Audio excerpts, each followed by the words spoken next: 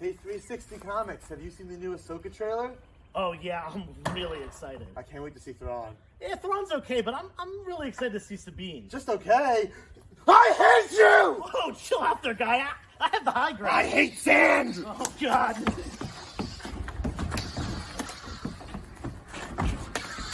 Oh. All right, hold on a second. Oh. I am way too tired for this. Join us tonight for a special Star Wars episode of Comic Book Canon. That's right. A special Comic Book Canon focusing on Star Wars tonight. As you all may notice, you're like, Jeff, hey, where are you? What's going on? Why aren't you in the Comic Book Canon cave? I'll tell you why. I'm in an undisclosed location in the United States. It's a state called Florida. That's all I'm saying. I'm not going to say why I'm here because it's none of your business. Let's leave it at that. But you know whose business it is, and he knows why I'm here. He'll probably tell you. He'll probably reveal the secret. My good friend, partner in crime, and co-host of the Canon, Joe, a.k.a. 360 Comics. Woo, look at that background. I messed up, buddy. I messed up big time. Oh, there's no background. Yeah, this is piss poor on my part, guys. I am absolutely embarrassed. And I can't. Okay, here we go. Fire me. That's it. Fire me. Anyways, very special episode. That was wonderful acting. You and Alex, who is CollectingDude, who will be our guest tonight, pending the interview. Am I right? The interview. But yeah, super excited about the show. We got a lot of fun stuff going on. Acting chops were on full display. Maybe we'll roll that video again for those who beg us. Yeah, I was gonna say there were 8 people in the room, so like I feel like when we hit like 30 tonight, we should definitely roll. We got to. I mean, maybe after the Star Wars news, we'll see how things go. You know, it could be a disaster because we're gonna, Alex is going to have to be part of the news, so we have to move the interview to the front of the show. We hope that's okay with all you fine people. So should we just do it right now? Yeah, let's hop in. We have an abridged version of the interview today. We want to pack this show in with so much Star Wars. So we are asking Alex one question as part of the interview today. And it is a very important question that is very near and dear to my heart and Jeff's as well. So let's bring him on so we can get started. Well, let's do a proper introduction too. We usually do. Yeah, of course. Just do it. Let's do it. Go. Alex from CollectingDude. What can we say about Alex? Wonderful young man. So many things. I have known Alex for over 20 years at this point. We played soccer together and went to middle school, high school, and college together. And although he did forget that we went to college together until like a few weeks ago. That's bullshit. No, no, that is not true. I swear. He was like, you went to Temple with me? And there's a picture of us on senior year of high school wearing our Temple shirts on like senior day. But I digress. Alex has been working both part-time and full-time in the comic book space for over 10 years now. Not just comic books, but collectibles in general. He's the go-to guy when it's something non-comic related that I have a question about. If it's toys, sports cards, Pokemon, he knows. And he just got a new job that he will tell you about. So let's bring him on. If he passes the interview. And by the way, happy to all you people who celebrate. Just want to say that. Get that out there. So please welcome to the Canon, Alex, aka CollectingDude. Hello, everyone. I had to grab my awesome jacket for this wonderful interview. Oh, you can never. You only have one chance to make a good first impression. True. Okay. Well, here we go. Because again, this is a little unusual for us doing an interview this early, but we need your Star Wars knowledge, your skills.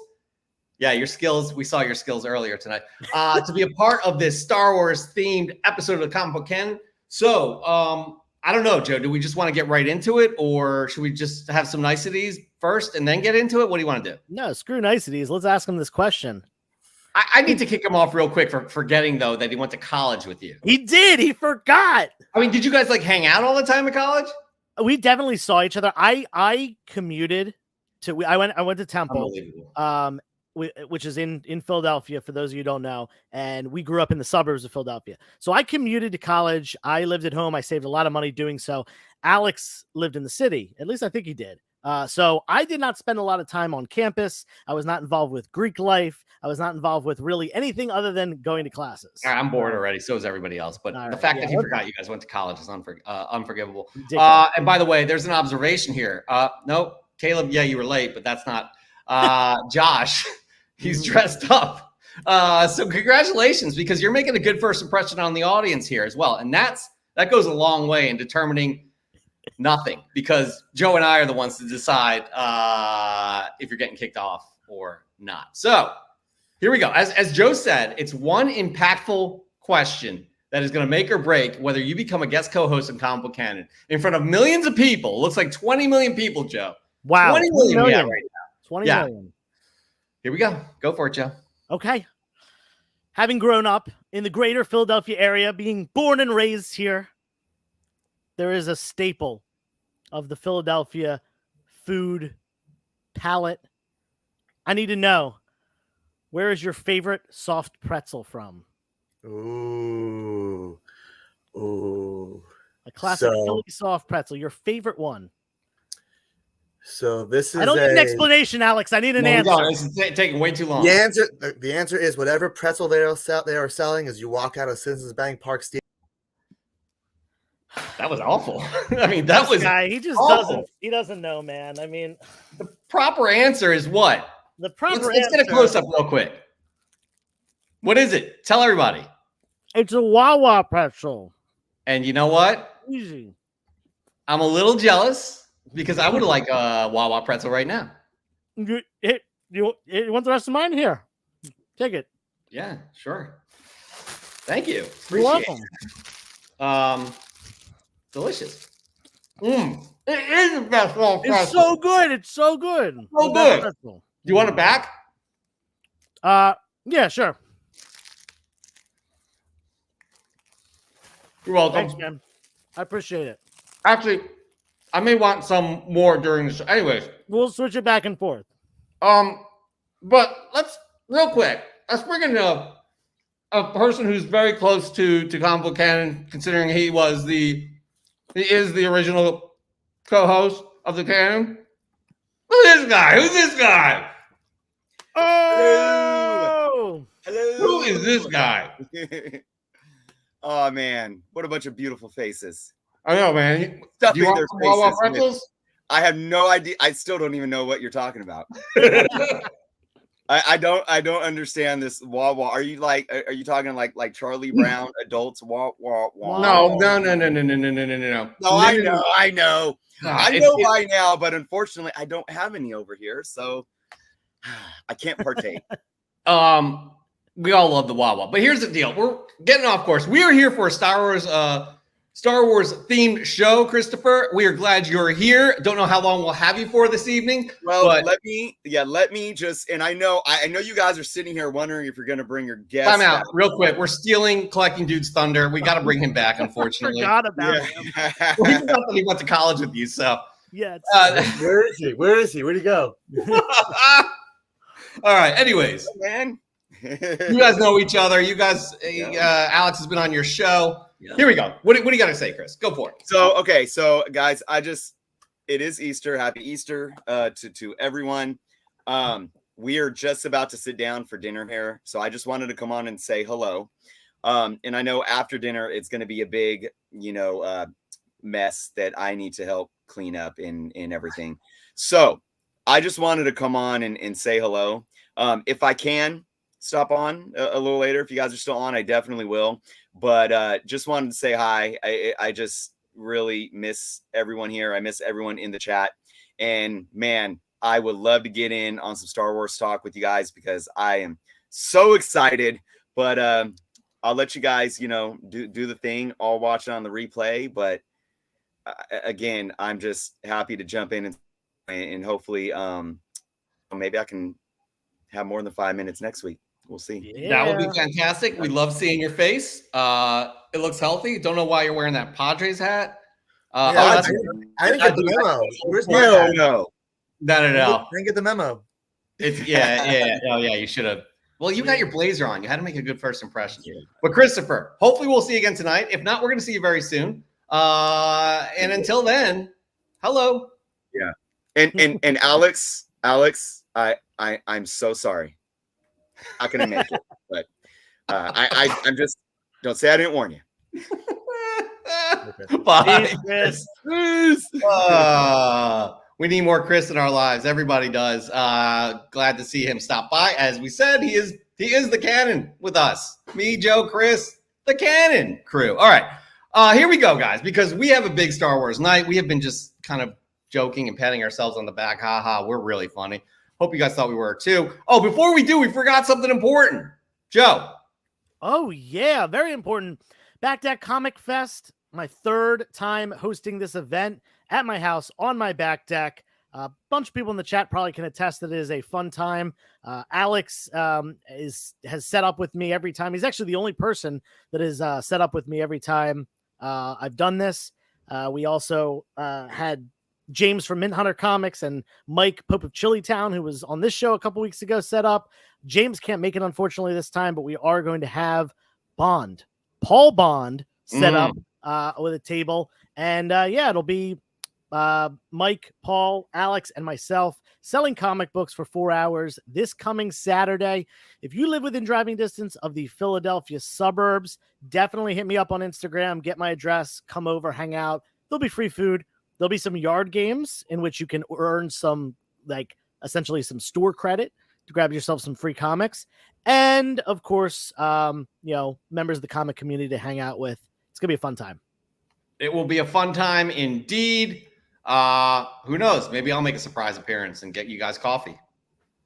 I don't know. I would like that, but you need to do the coffee appropriately. I got you. Anyways, before we get started again, let's say what's up to everybody. We got Drift Lord in the house, Woo. Brendan Riley, Dan De La Torre, De La Tiebreaker. Josh's Comics has a really good suggestion. Everybody hit the like button, subscribe to us. We would really, really appreciate that. Comic Journey in the house. Comic Journey.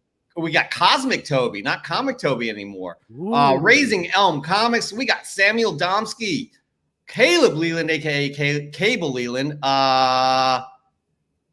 Josh, come on, dude. Seriously, I thought, no, you're wrong. Stella Chong. There you go. Don't finish that all. Anyways, we got Bond, Paul Bond. And he likes the street pretzels, the corner vendor with unwashed hands after peeing. Who doesn't? We got, who else do we have? We have Spider Dude. We got a 360. Can I get a yeehaw? We got a lot of people here. Yeehaw. Anyways, like, subscribe, do all that fun stuff, because we're going to get into it right now with Star Wars news. And it was big news these past few days. It's Celebration Europe. Let's just start off with the Ahsoka trailer. Look at this beautiful poster, by the way. We got the Ahsoka trailer we've all been waiting for. And my God, that's probably one of the best Star Wars series trailers I've personally seen. Not sure about you guys. Don't let me speak for you. You'll have your opportunity to talk, give your opinions, etc. But I'm doing the news right now. For God's sake, stop, Alex. Don't. I see you trying to talk. Don't. Anyways, it was an amazing trailer, stock full of characters that we all know and love from cartoons and comics. Let's just start off with one of those wonderful characters, Sabine Wren. I mean, come on, finally got to see her. We got Hera. Oh, love it. And we got Chopper. Look at that guy, Chopper. Chop. But I think one of the big, we all knew this was coming because this name was mentioned in season 2 of The Mandalorian, and that is Thrawn. Now, granted, we did get just a silhouette of his back, but you can see some blue in there in the skin and the ears, et cetera, et cetera. And we also got confirmation that he will be played by Lars Mikkelsen, who also voiced Thrawn in Rebels, which was absolutely fantastic. And here's an unofficial first look at Thrawn from the extended trailer they were showing at Celebration. I'm happy with this, guys. I don't know about you. That looks great. It does. I mean, it's true to what we know Thrawn to be. So let's just regroup here. Let's focus on Ahsoka right now. Alex, you are our guest. You are our Star Wars expert. Tell us what you think of what you saw and what you expect from this series. Number one change I'm happy about is Ahsoka has longer leku. So in Mandalorian, her leku was actually down to about a little bit under a collarbone, which, because it's not animated for the first time in live action, it's going to look different. But because it was a little bit longer in Clone Wars and Rebels, people just thought it would be longer. So it's good to see that they've taken the fans' suggestions, and her leku, which are the two things that hang down from her headdress, are actually longer. So they do make her look a little bit more realistic. Okay, we're happy about that too. I did not know that actually. This is why we brought you in. This is What else? the reason we need him on this show. Hey guys, you are not paying any extra for this episode of Comic Book Canon. It's not 1 penny extra. Go ahead. She looks great, and I think like this is Dave Filoni's baby. She is his baby. This is his show. Like this is, I think, what he's been trying to get to for a long time, and I think this is going to be jam packed of so much lore and so much fun that like I think this will be the best Star Wars show. Show. Interesting. Better than Andor. Well, it depends how they're doing the Ahsoka episodes. The Andor episodes were specifically written with 3-block story arcs. So you're able to have an intro episode, boom, and really easy things that can flow together. Ahsoka, I believe, is only 8 episodes. So it's going to be interesting to see if it's as kind of like Mando season 1, where it's episode, but overall story arc. If it's more like season 2, where it's more linear, or if it's like season 3, where it's disjointed. Okay. Go ahead. Sorry. So I just think I think the writing will be fine. I don't know if it will be on par with Andor, but I just think they have so much content to actually cover that it's just going to be story arc, boom, boom, boom, boom, story beat. Okay. I got one last thing to ask. I don't know, Joe, if you have anything to ask in regards to Ahsoka. No. How excited were you about this? I mean, we've known he's coming because of Mandalorian. Thrawn is here. How excited are you to see this image and then also find out that Lars Mikkelsen will be playing Thrawn? So I'm excited they actually announced Lars already, because I was going to assume that, this is just me assuming, that we will see Thrawn very, very, very soon for some reason. That's all I'm going to say. That's me thinking about it. So I'm surprised they showed him off already, but I think he looks great. And I think he's going to be the villain. I mean, they're obviously doing a different take on Heir to the Empire with characters that we've known, but I think they're really building up to it. And I think that's what, again, I'm getting a little bit ahead of myself, but the movie we'll talk about, building to a real Heir to the Empire, basically homage. That's fantastic. Again, it's a fan favorite, not technically in Marvel canon. Am I right? Dark Horse. It's Dark Horse. No, correct. Heir to the Empire is Legends canon. Not technically, but she says heir to the Empire. She says heir to the Empire. That's what I was gonna say. I love how they dropped that, because that's giving us a little tease. Everybody, let us know your thoughts. How excited you are about the Ahsoka series coming out in August? By the way, that's another reveal that we got. We got another crazy reveal here too, and we're going to talk about this. These are all the directors involved with Star Wars right here. Star Wars movies that are going to be upcoming in the near future. We got James Mangold, who actually he directed the new Indiana Jones film coming out this summer. His film will go back to the Dawn of the Jedi. We got Dave Filoni. You all should know who he is. You better know who he is. We'll focus on the New Republic and close out the interconnected stories in The Mandalorian, The Book of Boba Fett, Ahsoka, and other Disney Plus series. Like to hear that. And then finally, we got Charmin Aboyd Chinoy's film, and that will be set after the events of Star Wars Rise of Skywalker, and drum roll, please, we will see the return of Rey. I personally am very happy about this. I do not think that the sequel trilogy was as bad as everybody says it is. I thought The Force Awakens was excellent.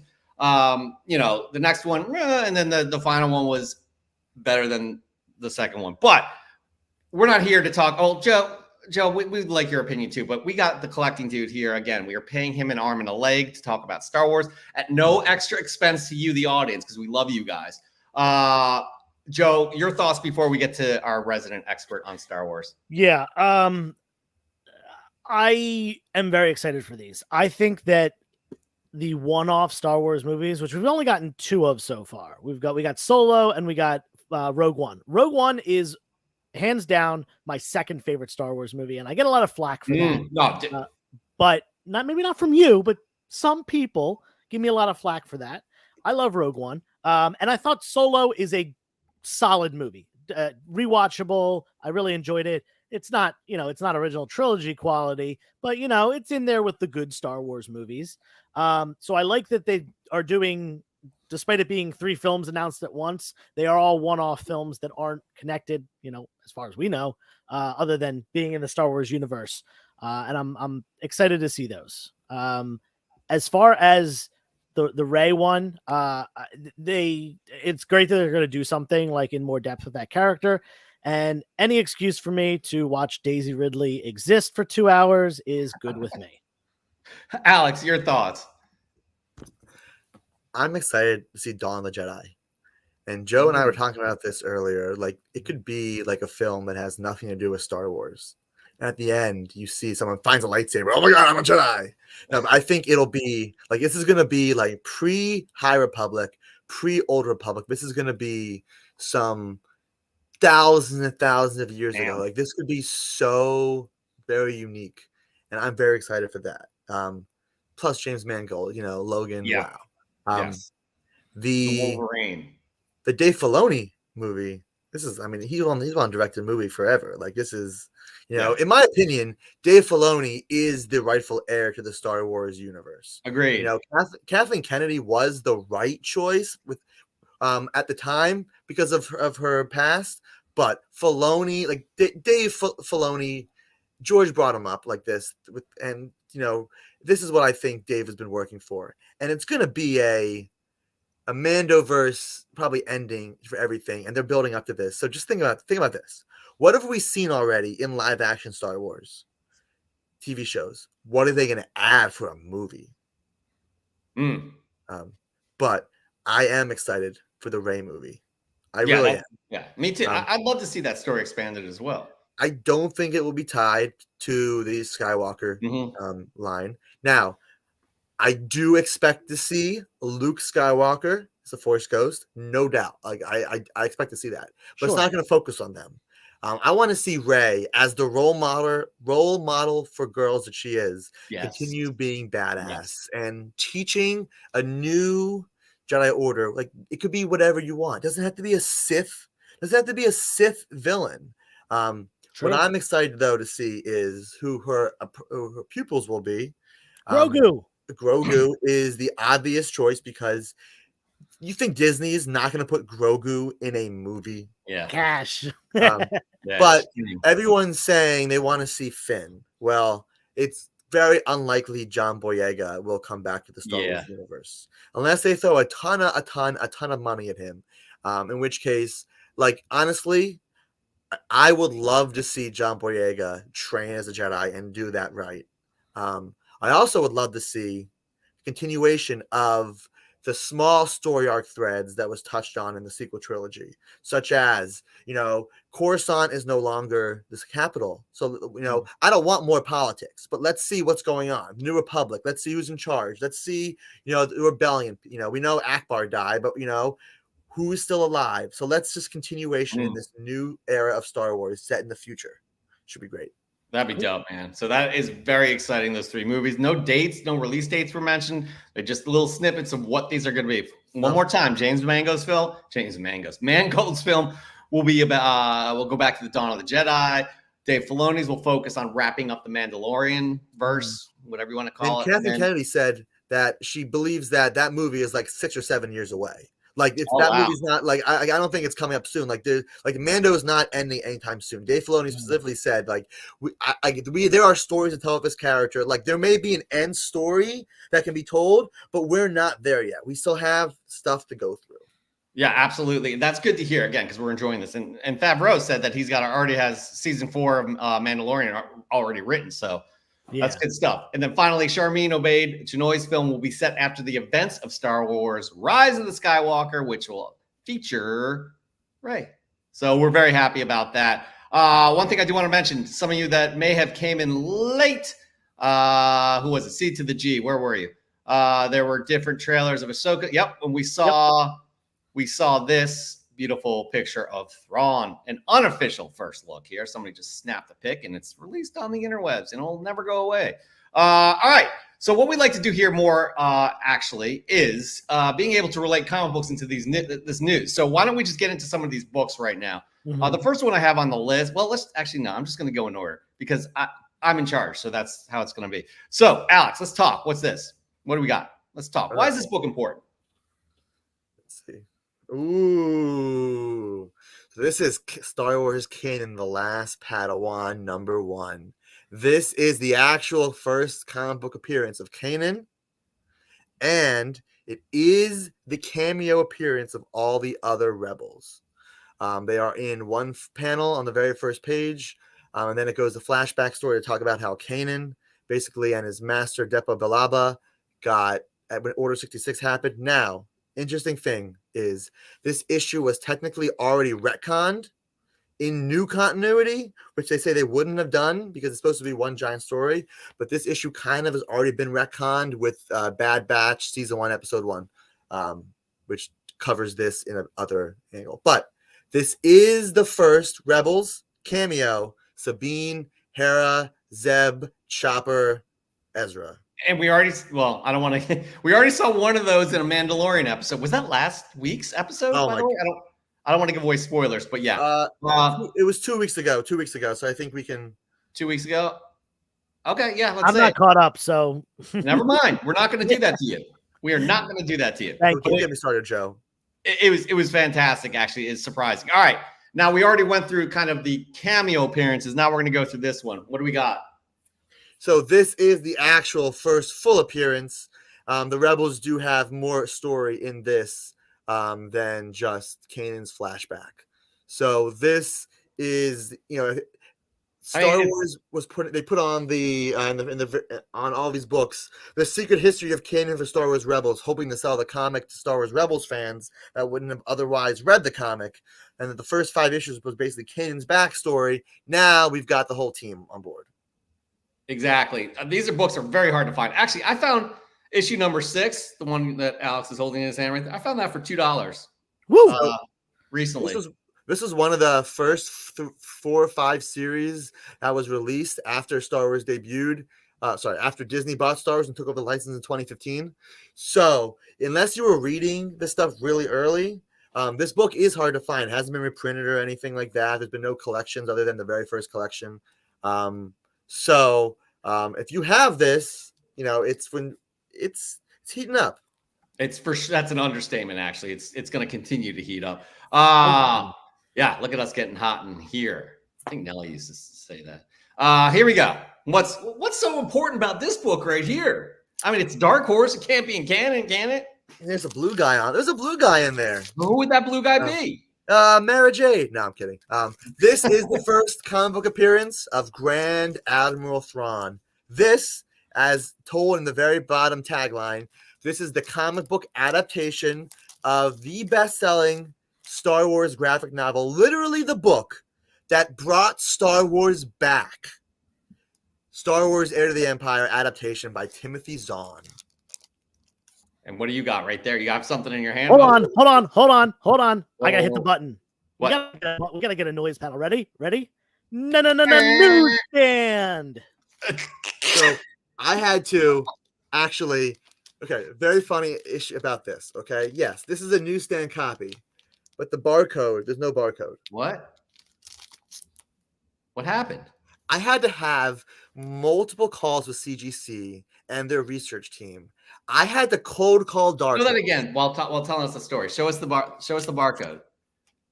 Continue this. What? Okay, continue. I had to cold call Dark Horse and say, "Hey, I know this is a random person calling, but I need your database. What can you tell me about this book? Tell me about the printings. This is what's going on." When I found this book, okay, this is the only copy of this book in existence I've ever seen. Okay. I thought it was something else because the regular, and this is how in depth I go. The regular Heir to the Empire, the cover is glossy paper. It's glossy cover stock. This is newspaper paper cover stock. What? Even regular newsstands have glossy cover stock with the barcode. You ready for this? There were certain newsstands that had this version where you would put the sticker over here. I was like, how is that possible? you will see copies of this book with a sticker barcode put on here. In this case, the sticker has been taken off.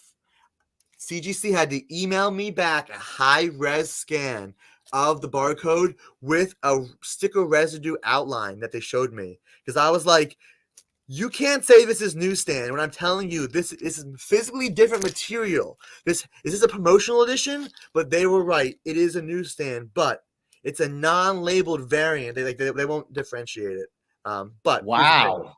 It got an 8.0 because I'm fairly confident they were so annoyed with me kept calling them and being like, why is the newsstand? Why is the newsstand? Why is the newsstand? So I was gonna actually crack this, and we're gonna resubmit this and very soon. Okay, that it's probably going to get a lot more exposure. But have you seen others out there, like online, of other people? Only one I have seen, which showed me what it was. There was a picture of one somewhere that had the sticker barcode on it. So this is the only one I've ever seen with the barcode actually removed. But this is how the newsstands would have actually gotten the book to label themselves. Now, they could have, just like Free Comic Book Day, they could have stamped it with their stamp. A library could have done whatever they want. But this is where they put the barcode. I'm just surprised that they were able to get the sticker off without the residue.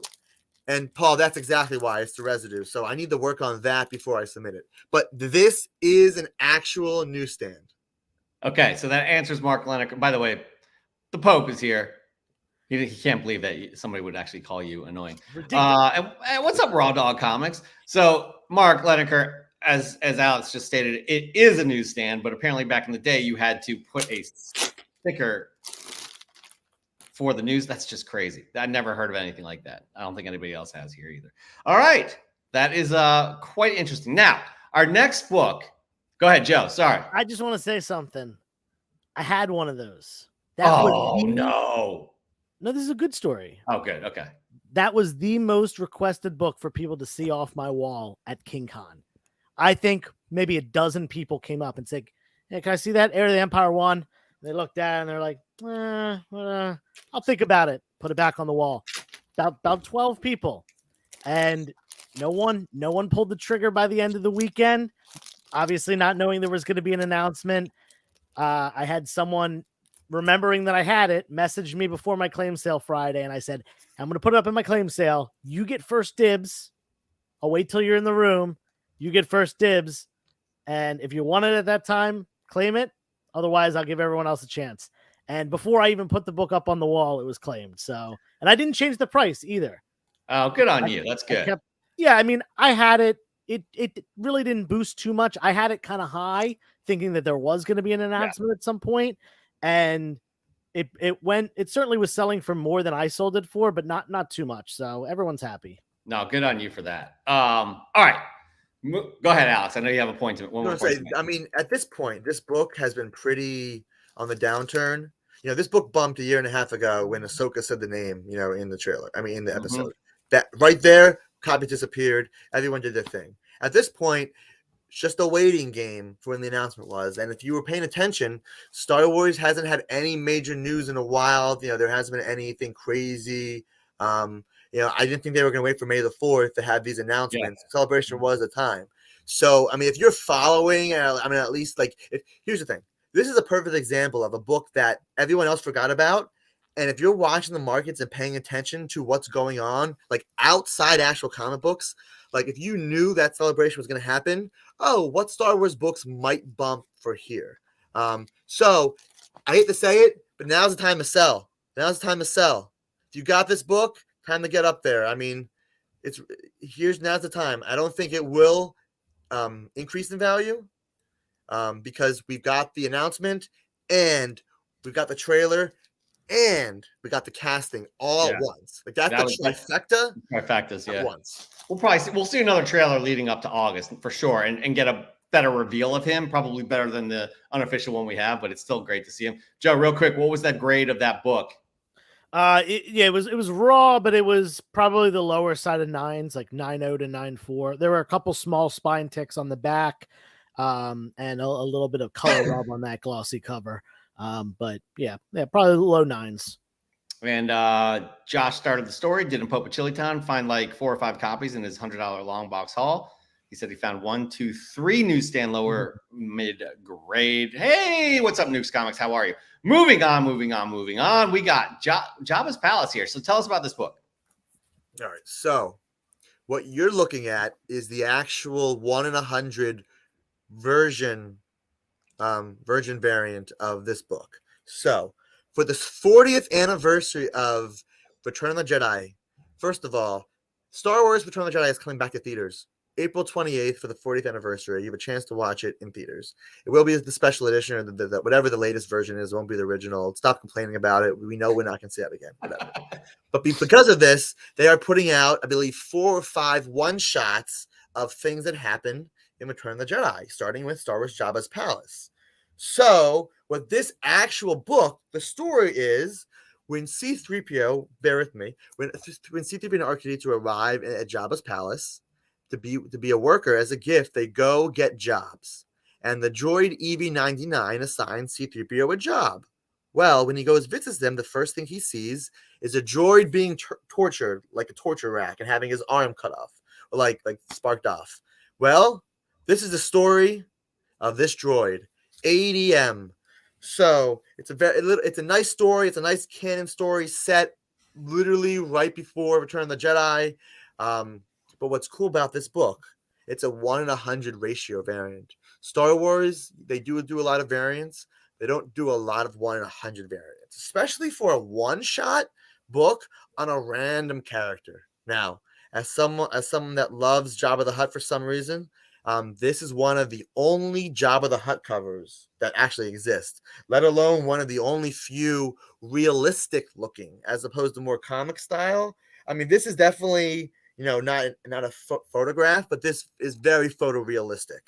So there's not many Jabba covers, and this is definitely a good one. And what stores are ordering 100 copies of this book? Even my LCS, which is a big store that has a lot of subscriptions, did not order 100 copies. So this book, now I don't think there's no crazy oh my god. I mean, there's 2 first appearances, but there are Bane Malar, who is a Jabba's Palace citizen and ADM basically, but these aren't, it's not Ahsoka Tano. So this book is good for the cover and I think the scarcity.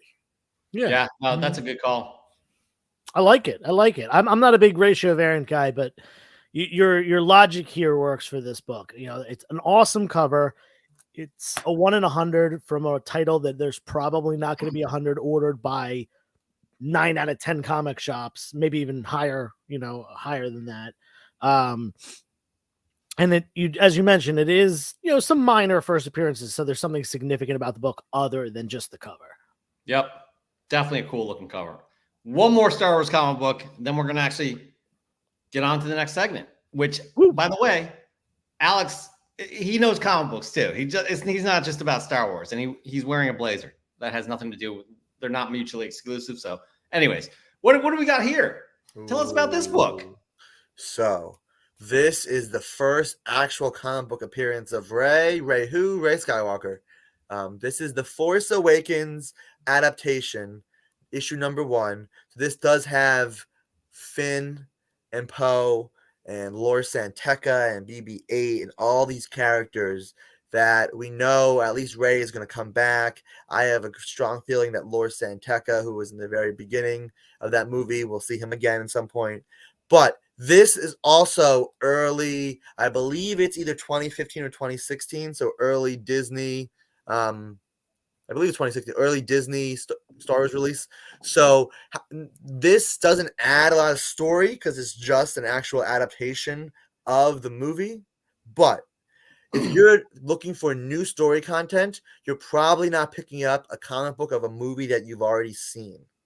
True. So these could have a lot of value, especially in high grade, because, really, who's buying movie adaptations if you've seen the movie, unless you're really collecting a lot of almost everything? That's true. Although those Mandalorian issues have been flying off the. I mean, there's been a ton of those. So well, what's really interesting about the Mandalorian is, unlike other adaptations, unlike Force Awakens, which actually does have other story beats, alternate angles, some dialogue, it's not in the movie. Mandalorian is, even Marvel doesn't do this. Mandalorian is the very first movie comic book adaptation. That is literally the the show on screen. There is no additional, like there is, I don't want to say this the wrong way, but you don't get anything extra out of reading the comic after watching the show. The Force Awakens, you do. Mandalorian, you don't. Interesting. That's a very good point right there. That right there is going to wrap up our Star Wars coverage. But for those of you who are joining us a little bit later, this was our cold open, and we really need you to pay attention because Joe and Alex have amazing acting chops. By the way, like and subscribe if you haven't already. We would really appreciate that because Alex wore a blazer. Hey, 360 Comics, have you seen the new Ahsoka trailer? Oh yeah, I'm really excited. I can't wait to see Thrawn. Yeah, Thrawn's okay, but I'm really excited to see Sabine. Just okay. I hate you! Oh, chill out there, guy. I have the high ground. I hate sand! Oh God.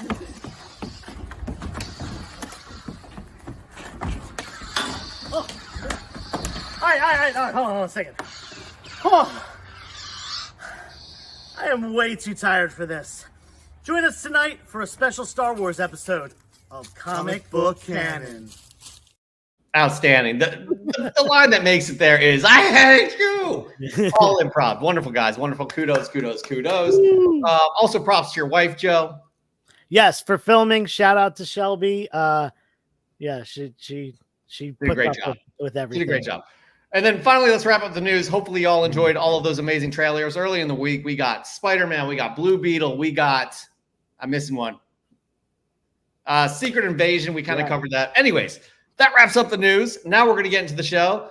Alex, you are an official guest co-host of the Canon. You are entitled to one of those varsity letter jackets that we will never be producing, but you are entitled. Yeah, like this one, though. You could take that off if you're getting too warm, and we will not hold it against you. But anyways, moving on, we're going to do a little segment that we call, it's actually, we don't do it justice here because this is Chris's segment and he dives into the data. He is fantastic at what he does with that. However, he's taking a little load off these days, a little hiatus, even though we saw him earlier. This one's called Props or Flops. That's right. We ask you, the audience, to send us in a book that you have investment interest in, whether you're buying it or may buy it. Let us know what the question is. If you bought it, let us know how much you bought it for and what you're looking to do with it. Upload it to Instagram, the IG, whatever you want to call it. Use the hashtag props or flops. Be sure to tag us, Comic Book Canon, Journos Comics, and 360. Tell us why this book interests you, and we'll break it down live on the show. And this week, we have two books, actually. Two books. One of them, I did my best, and I don't know what to say. And we're going to do that one first. This is from Ryan McKenzie here. Ryan McKenzie, we got props or flops here. Okay, paid $20 in Canadian, about 32 paid $20 in Canadian, about 32 Canadian for grading fees. So all in at 52 Canadian, which is equal to about 30 US dollars. Only 500 of this issue made. Single highest grade on CBC census is this one right here, which is a 9.9. One other 9.9 on the CGC census, so no 10s. I found a 9.6 that sold on eBay for $110 Canadian, which is 81 US. Absolutely love this cover. Can't see how this wouldn't be a props. Everybody in the audience, we need to know if this is props or flops for you. Guys, I'm going to go first here because I tried looking up data on this. I couldn't find this cover on Cover Price. I don't know. Again, based off of the data that Ryan McKenzie sent us, $81. I'm going to give this a props for a 9.9 alone for $52, which is $38 US, and let's be honest, Red Sonja, popular character, especially covers like these for obvious reasons. So I'll give this a props. I want to hear from you guys. Actually, Alex, you're the guest. Why don't we hear from you first? I definitely appreciate that comic book publisher. That's all I'm going to say. I want to point out that they submitted the book and they got a 9.9. It's just the fact that getting a 9.9 through a submission is a props. Mm-hmm. Like that, like CGC, CBCS, whatever it is. We'll use those two. If you get some 9.9 from one of those two, congratulations. Like that is great. Let alone a virgin cover out of 500. Red Sonja 10, like definitely a prop. Now, do I think this book is a little bit more, has a more specific clientele? Yes. Absolutely. Niche. But definitely niche. But now, I don't know if that's a photo cover or that's just a well painted cover, but that is a beautiful cover. And again, just getting a 9.9, you know, even if you bought that, you know, I like under 50 bucks, 60 bucks, whatever, like out of 500 exclusive virgin cover coming back in 9.9, good job. Congratulations. Joe. Yeah. We had a 9.9 submission recently, and if I'm remembering correctly, I think the person said they got it for around $100, and it was kind of a borderline one that, you know, maybe props, maybe flops. I think at the price point, even without that sales data, that one sold for 88 US dollars, and this is, you know, 30 US dollars or whatever, it's a props. You know, it costs $30 to grade a modern book, you know, with shipping and CGC fees. Obviously, this is CBCS, but you know, it costs about that much just to get a book graded. This got 9.9, the above and beyond grade is what I like to call it. You know, 9.8 is kind of our highest, our standard in the comic book community, but this is above and beyond that. It's a 9.9. It's a great cover. It's not, you know, might not be a key issue, might not be a book that is, you know, like ASM 300 where everyone wants a copy. Like Alex said, it's a niche audience. So I would say that this type of investment is not a very liquid investment, which, you know, for some investors, that's not what they want. They want something more liquid that they can get rid of. But that doesn't mean it's not a good investment. It's a 9.9. It's a great cover. Someone want it, and someone is certainly going to pay more. You just have to find that person. So props, I think that, you know, obviously you can sell it for more now than you got it for. And, you know, will the price of 9.9s continue to go up in the future? Yeah, I think so. That's a fact. By the way, guys, if you all don't know this, the Pope is a gift that keeps on giving. I'm late to the Star Wars show. Is this Grand Admiral Thong?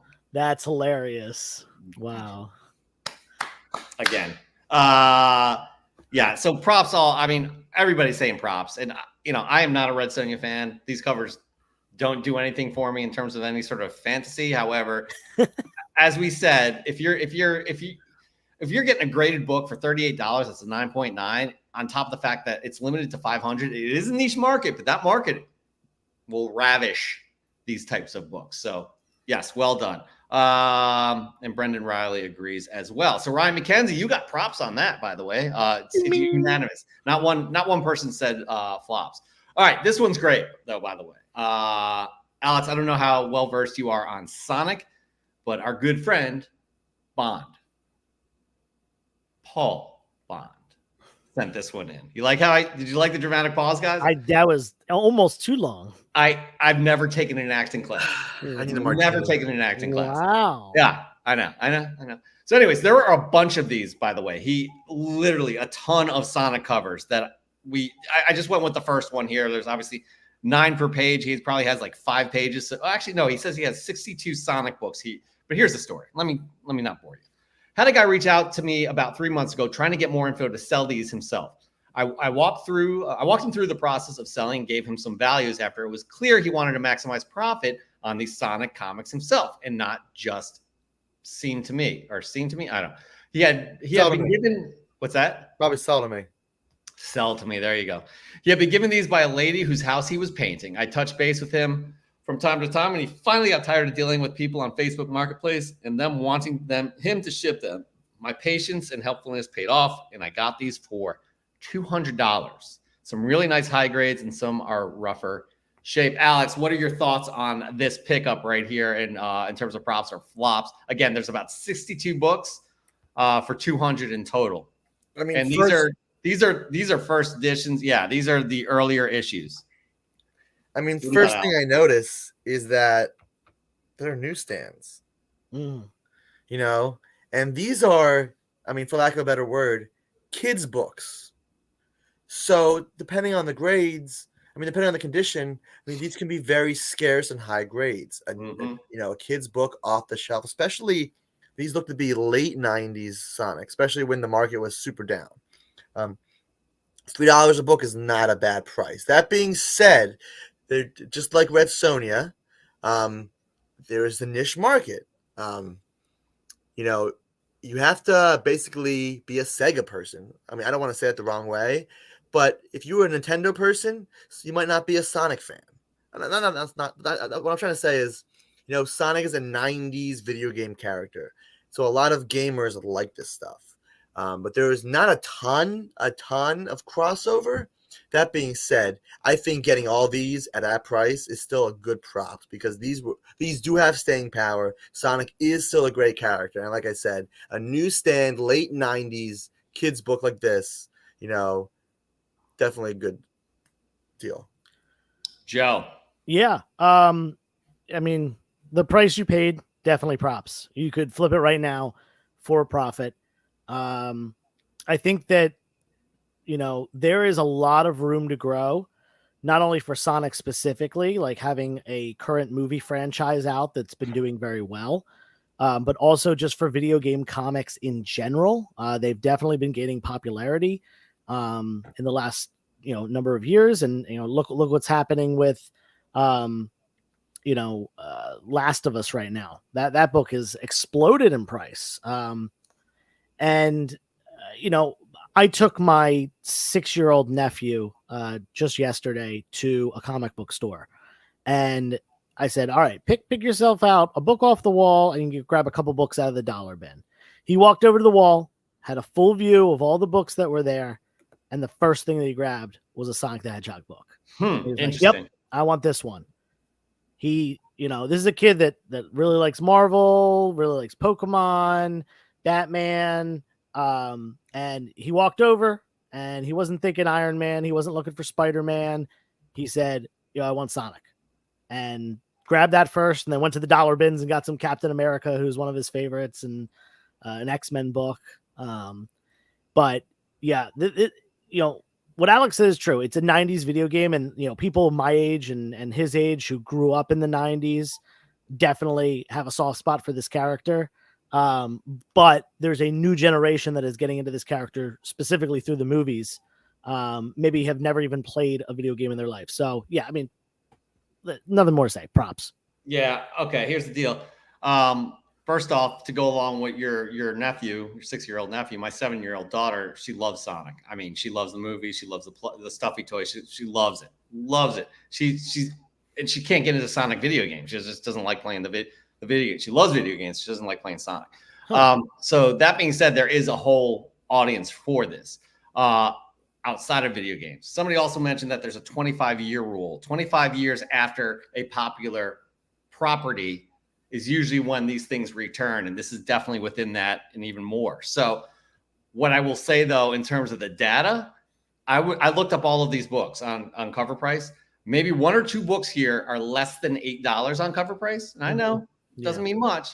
However, there are a few books here that are nice, that are pricey. He has an issue number 5, fair market value of $48. Issue number 10, fair market value of $27. Issue number 25 is $28 for fair market value. It's the first appearance of Metal Sonic, named as Mecha Sonic in this issue, and later retconned as Metal Sonic. I don't know anything about that.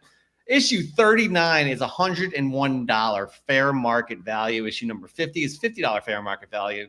Issue number 79 is $20 fair market value. So for me all day, it's props, like no doubt about that, because there is a niche for this, but I think that niche, it's got reach. And I think that if Paul wants to offload these, he's going to be able to make more than what he spent on that, even just for a few books. So props here between Alex, Joe, and myself. I do believe the community has given props as well.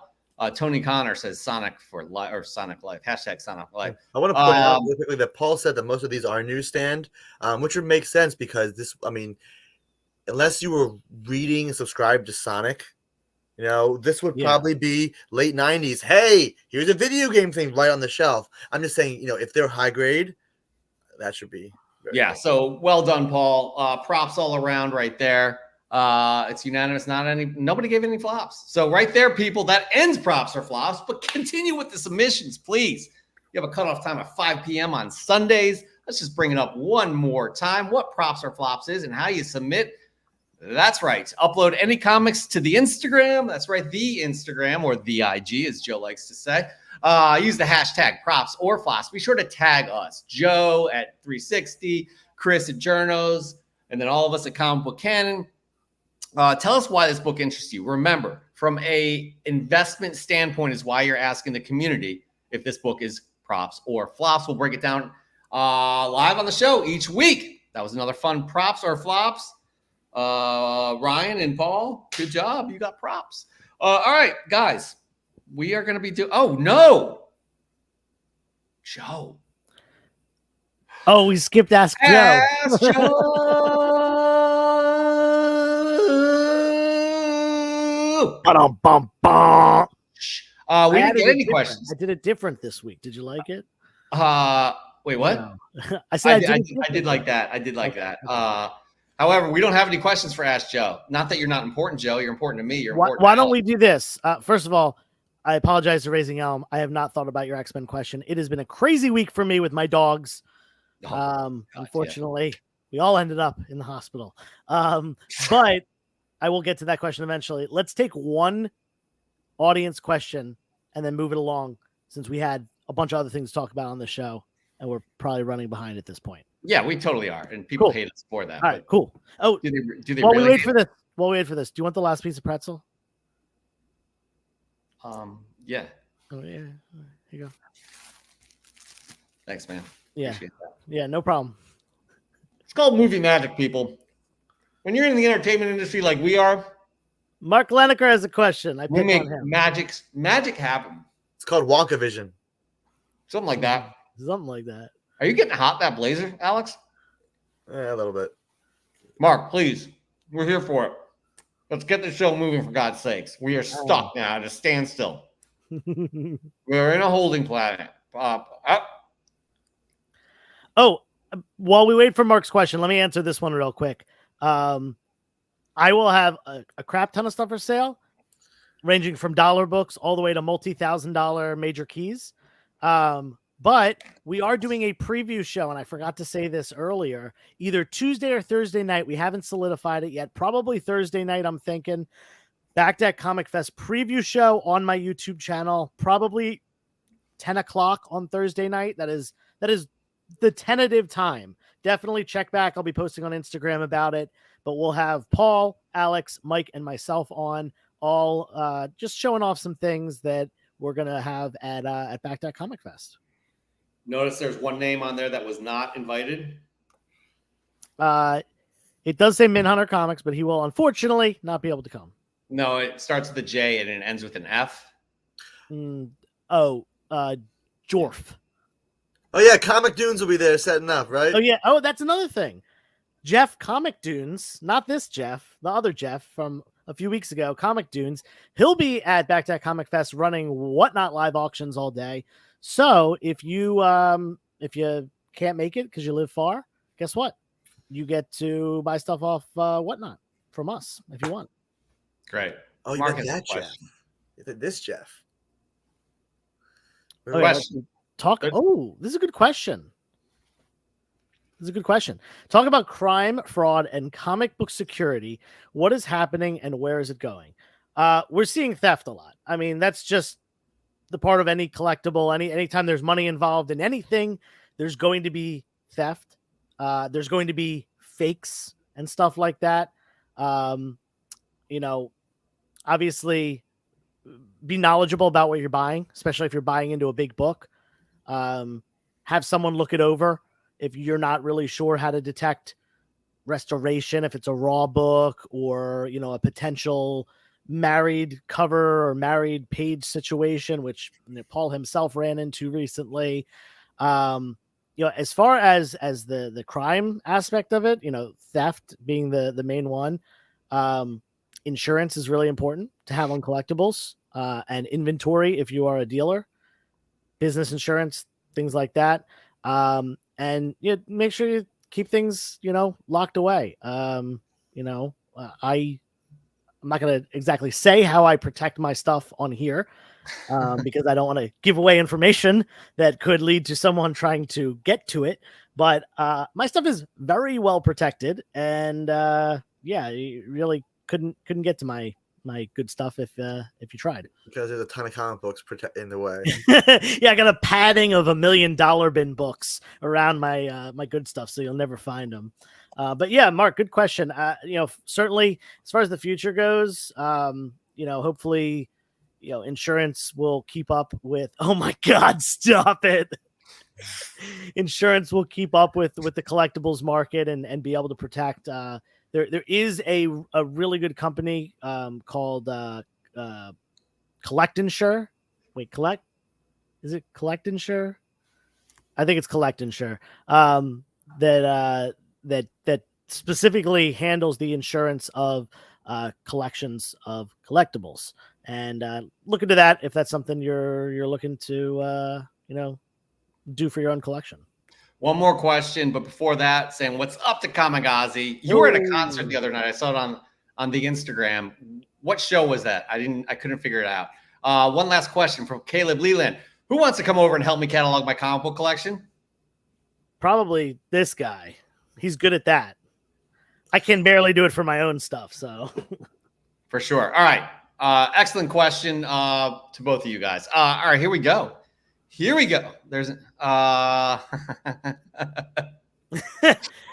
wish I had an AF-15.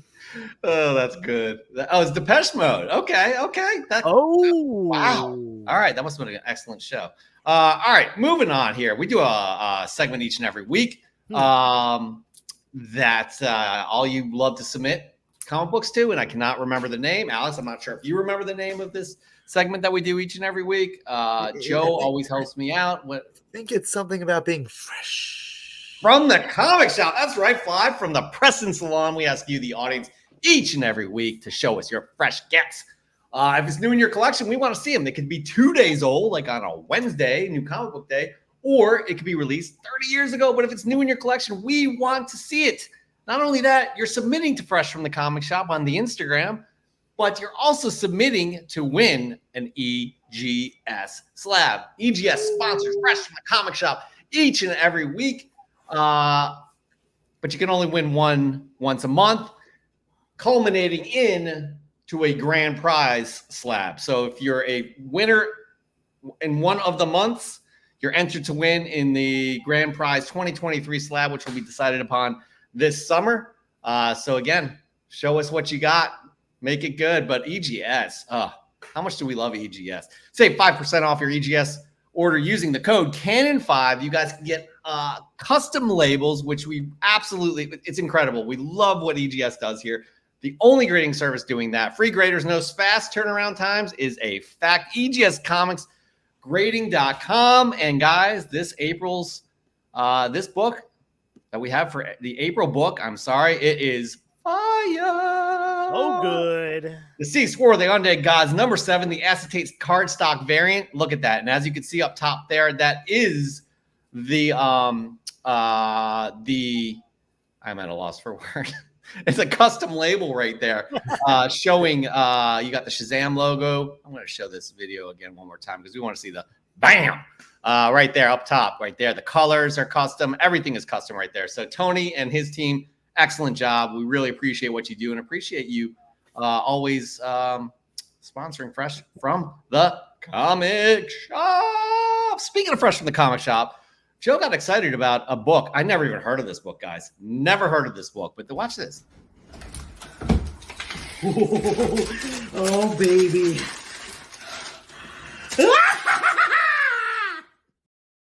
It happened. Joe got a Spider-Man number 7. Wait a minute. Does somebody else have a Spider-Man number 7? Oh. Ooh la la. Look at that. It's almost as if they specifically asked people to pre-order the book. And people nobody did. And nobody did. And everybody got It's not tweeted about it. That's how I knew to get it. Dude. I got that book this Sunday before it was released. Not in hand, but I ordered it for cover Yeah. price. So it was Nice. easy peasy. I like the idea of this character too. I'm not going to spoil anything, but it's got a Sentry type vibe in terms of what they're going with. I'm just going to leave it at that. No spoilers here, but that was, again, absolutely. Okay, dude, we are showing. Oh, baby. We're showing off your acting chops. Both of you guys. Outstanding. Joe, why is your tongue blue? I had the same question, by the way, Alex. Same question. I totally, it wasn't intentional or anything like that. I just happened to have a Jolly Rancher like right before that. And yeah, my tongue was blue for the goblin mode. Oh, it was awful. I thought you were sick. Anyways, moving on. So last week we had a semifinals for April, our first semifinals, and that pitted. Who did it pit? It pit. It's not a word. It pitted. It pitted. Now that's when you take out a pit out of a fruit. Potatoed. A potato. Potatoes? The potatoed. Here we go. Here it is. We got Dan De La Torre over Tree McGee. Woo! Actually, that's not Dan De La Torre. No, Dan De La Torre won last month. He did win last month. That is Raising Elm over Tree McGee. Well done, Raising Elm, and good submission there, Tree McGee. That really hit the heartstrings. Speaking of what we're looking for in terms of your submissions, there's 3 criteria we go upon. Give us a well-composed shot. Give us something that's artistic outside the box that relates to the comic book. Have fun with it. Again, just don't put it up against the table and take a picture of it. Just a flat-looking picture. Get some depth of field. People like Kamagazi, when he used to submit, great depth of field. There's some great examples here this week of that too. Have fun. Like Raising Elm here, perfect example. He was he's now a finalist. He's moving on to the finals. Look at him. He put those chains there. And he has another great submission this week too that is not eligible. So again, well-composed shot. Get creative with that. Next, give us a unique book, right? It doesn't have to be $30,000 to be unique, but something that we haven't seen or heard of before. We have one of those today. I'm going to name names. Surprisingly, the Pope of Chilitown. Ooh. Great submission. And finally, tug at our heartstrings. Let us know what this book means to you. Tree McGee, that was like literally my eyes were watering reading about how it reminded him of his father. His father was a Vietnam vet. And again, those types of things go a long way. So those are the 3 criteria we're looking for. We're going to get into it right now with, you guys ready? Because Alex, you have responsibilities. We will kick you off the show. As easy as this. Like, it's that easy to kick him off the show, Joe. Gone. But he's back. You, sir, are going to be grading these books. We need 1 semifinalist to move on. And that's what we need from you.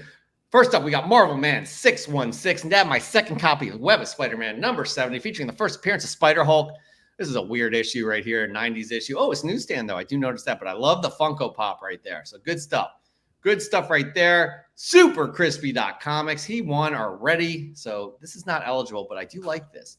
My fresh pickup this week is are these sweet connecting covers right here. The Spider-Man comic is actually a variant cover of the Amazing Spider-Man I won on Comic Book Canon. Have a great comic week, homies. Moving on. A little shady right here. We got shenanigans going on, guys. Got some shenanigans because this is Brixton Company LLC. Some fresh vintage pickups this week. Fresh from the comic shop. Okay. I think I know. We're on to you, Brixton. We are on to you. Alex, your first fresh get of the week. What do you got? All right. First. So, this comes courtesy of 360 Comics. Oh. Courtesy of CollectingDude. How does that work? I referred Joe a collection. I wanted 1 book in the collection. And I got the book.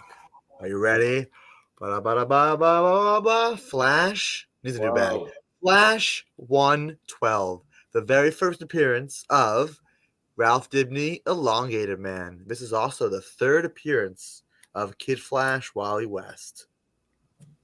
Now, unfortunately, there is some color touch at the top, and there is some glue right down there. But doesn't matter. It's low grade, better than no grade. Still a major DC character first appearance. And it's going to be a placeholder until I pick back up a copy of Flash 110, the first Wally West, a book I had a few years ago that I I very regret selling now. So this will be my holdover until I get that book back. Excellent pickup right there. Silver Age goodness. Liking that a lot, I have to say. Good stuff right there. Good stuff indeed. By the way, though, I'm a little disappointed in you, Alex. Low grade is better than no grade. That's somebody saying you have to give that person credit. I didn't coin that term. Everyone used that term. Because he will sue. I've seen him do worse things than sue, by the way. Just throwing it out there. Moving on. Now, guys, if you want to get creative, if you want to see what a creative submission is, Alex, you better be paying attention. Look at this. C to the G. Star Wars, like X-Men, have been with me ever since I was young. The space opera was introduced to me by my late uncle, and it has stuck with me ever since. From the original trilogy to The Mandalorian, everything in between. Loved it or hated it. I can't wait to see where they take us next. So with impeccable timing by the Postal Service and Star Wars Celebration this weekend, the stars aligned. I managed to get some great deals on all the slabs, plus one raw a few weeks ago. These deals might be gone now with all the recent announcements.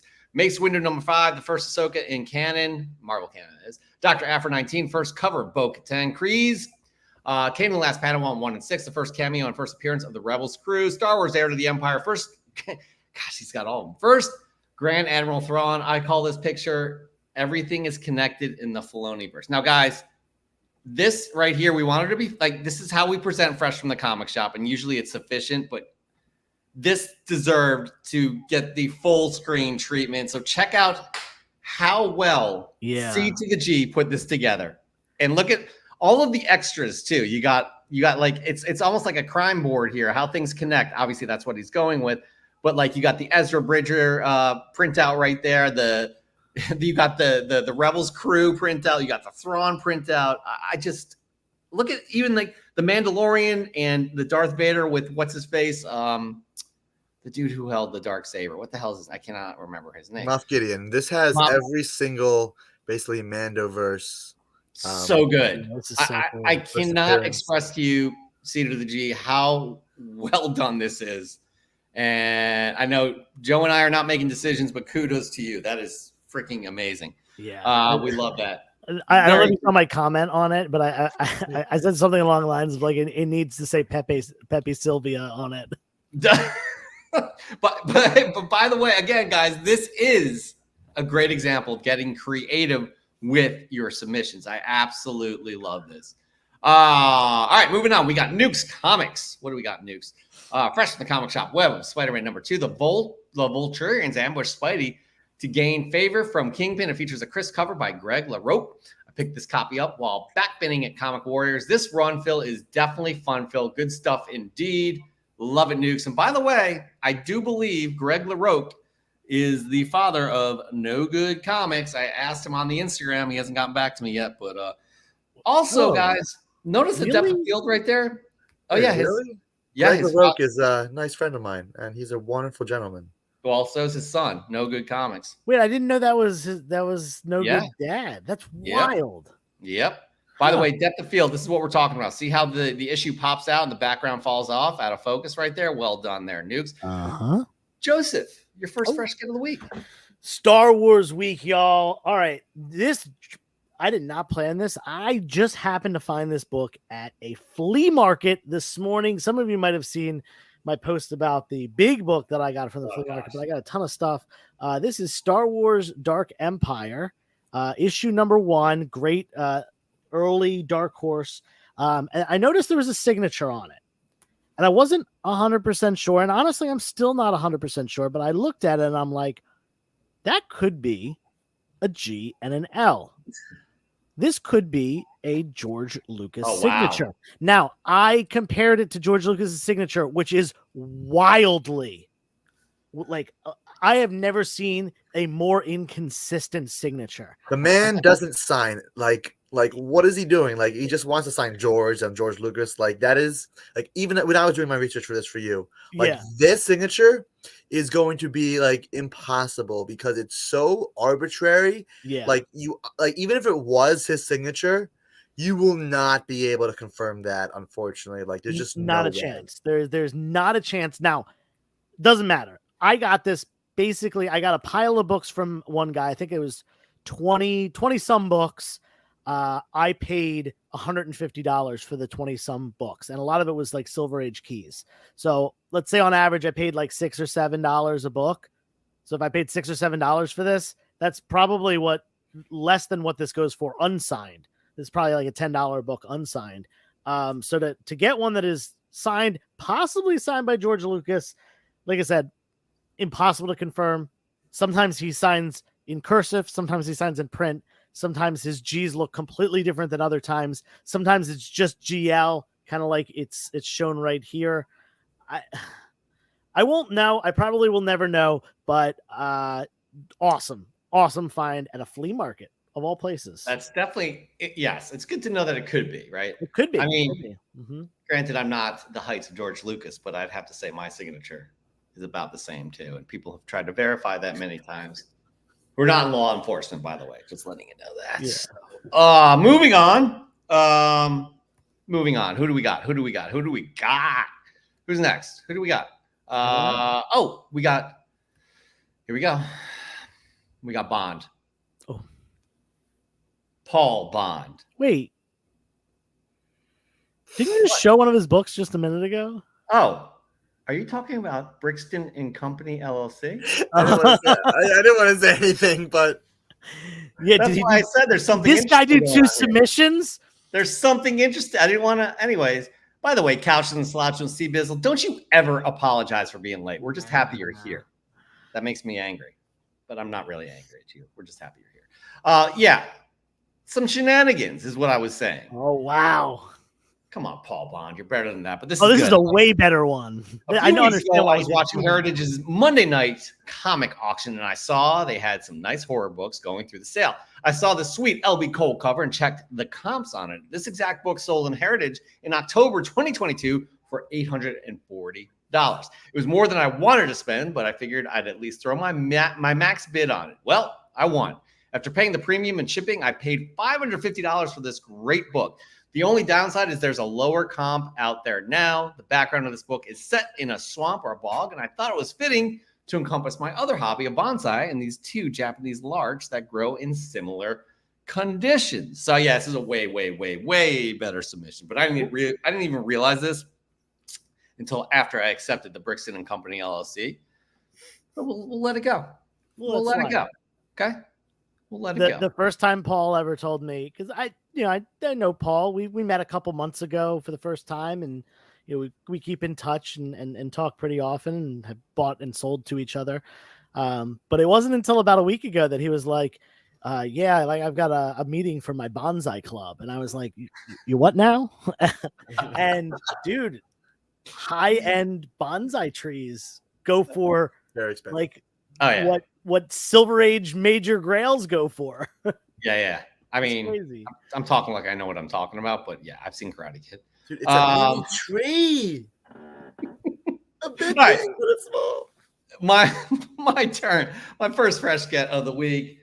I think Joe, you know this about me. I like these 90 books that I find, and you're gonna be like, I've never seen one like that before. I may be exaggerating in terms of the intonation that you'll be using, but Silver Sable and the Wild Pack, the first Silver Sable series from the 90s. You've seen this before, right?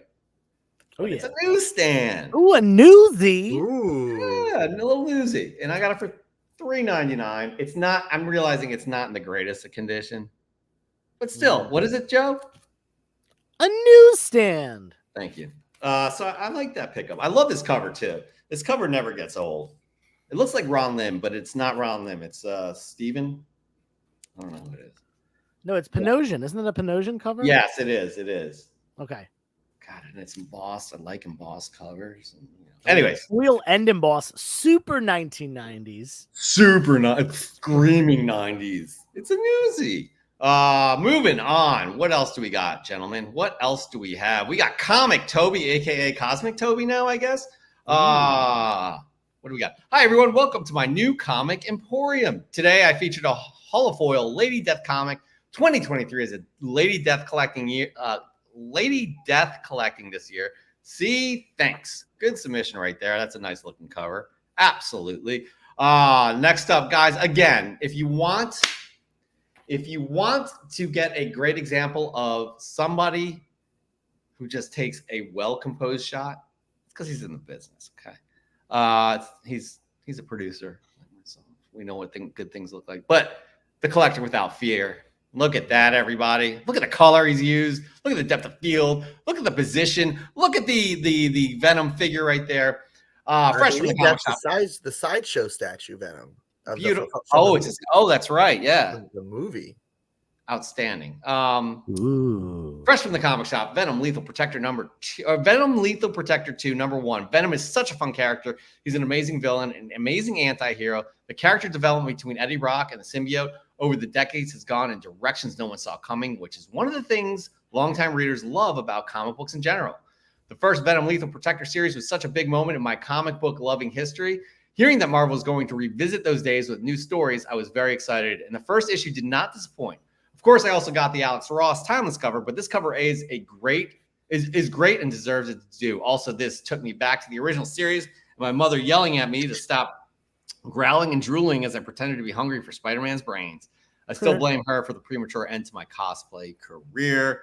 I love this. I love this right here. So, Alex, I hope you're keeping score, buddy. And while you're doing that, we need to see your second fresh get of the week because we're a little bit behind on that. I am very excited for this one. I'm actually going to do my own video about this.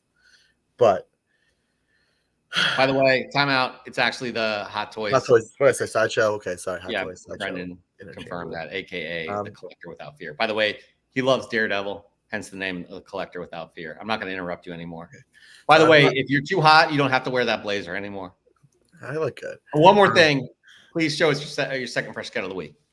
So I bought a collection this weekend from one of my friends. He had a few stack of books.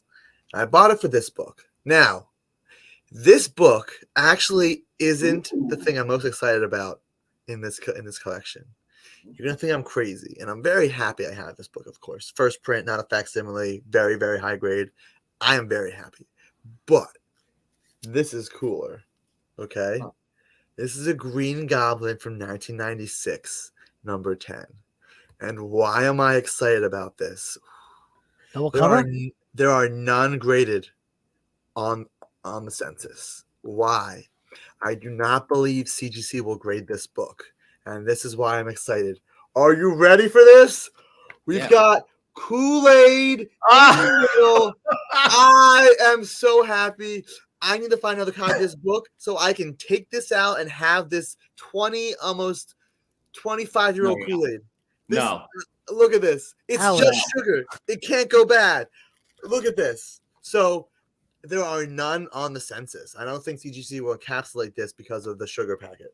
I could be wrong. I'm actually going to email them, have a call with them this week about this because I want to find out.